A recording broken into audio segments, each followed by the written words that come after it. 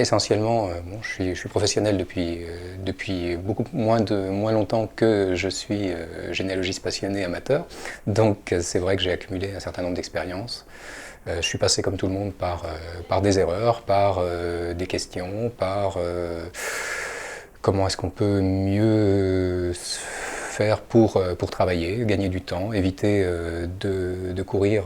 4 fois dans la même semaine, dans la même mairie alors qu'on aurait pu tout faire en une fois, en y passant un petit peu plus de temps et en travaillant, en ayant la possibilité de travailler après beaucoup mieux pour gérer son temps de travail pour les actions à venir. Donc tout ça, c'est des petites astuces qu'on va essayer de présenter aux personnes qui ont pas ces connaissances à la base, mais qui, elles, ont la possibilité de travailler beaucoup plus rapidement sur des informations disponibles peut-être sur Internet ou mises en ligne par des cercles de généalogie, par des archives départementales. Donc quand même leur permettre, indépendamment des difficultés qu'ils peuvent rencontrer au moment de la lecture, mais ça qui peuvent se solutionner, on envisagera éventuellement de donner quelques petits tuyaux aussi sur le côté paléographie,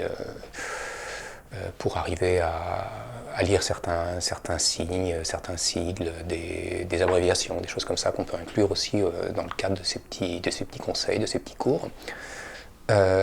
Donc globalement une reprise des actes, des choses sur lesquelles sont amenés à travailler les généalogistes, et en décortiquant bien, en apprenant à surtout pas laisser échapper le petit détail qui peut permettre d'avancer. Donc petits cours, petites astuces pour vraiment tirer la quintessence des actes. Donc on commencera effectivement par les actes de base, les actes des registres paroissiaux, les actes d'état civil, et puis peu à peu on essaiera d'aller faire un tour du côté des registres militaires, les registres notariés, en utilisant aussi précisément, en présentant de façon assez claire et synthétique les infos vraiment importantes qui sont à tirer de chaque acte, et puis les petites astuces. Qu'est-ce que ça peut vouloir signifier? J'aimerais bien faire passer cette rigueur, une certaine façon de travailler, une certaine façon d'appréhender les choses, que je regrette de voir un petit peu disparaître de temps en temps, ou qui manque un petit peu quand on voit justement la rapidité avec laquelle sont traitées les recherches à l'heure actuelle, toutes ces possibilités, le revers de la médaille des avantages procurés par Internet et par toutes ces choses qu'on peut avoir à disposition très rapidement, qui vous font gagner du temps, mais qui quelquefois font un petit peu perdre de vue la matière sur laquelle on travaille. Le pourquoi du comment, pourquoi est-ce qu'on fait ces recherches. J'ai un petit peu de mal avec la tendance à la compilation qui fait que finalement on se demande mais bon, ça sert à quoi? Vous pourriez collectionner des timbres, c'est retrouver, oui, l'éloge de la lenteur, comme on l'a retrouvé dans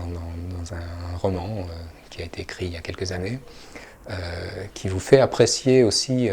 les choses que vous rencontrez, que vous découvrez, parce que bon, le but c'est quand même de toucher du doigt un petit peu la réalité de vos ancêtres, sinon ça sert à rien d'avoir 4 Philippe, 5 Pierre et 36 Marie dans votre généalogie, si c'est simplement pour les placer dans des cases et puis les laisser là. Montrer justement, guider un petit peu les généalogistes vers ces nouvelles séries que peu de personnes utilisaient jusqu'à maintenant, mais dont l'utilisation va devenir possible parce qu'on va avoir relativement rapidement pu boucler sa généalogie. Donc guider un petit peu les personnes dans ces recherches-là. Et puis donc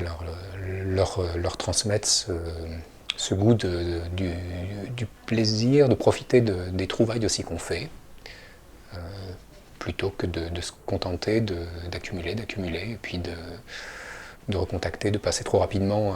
à la prochaine branche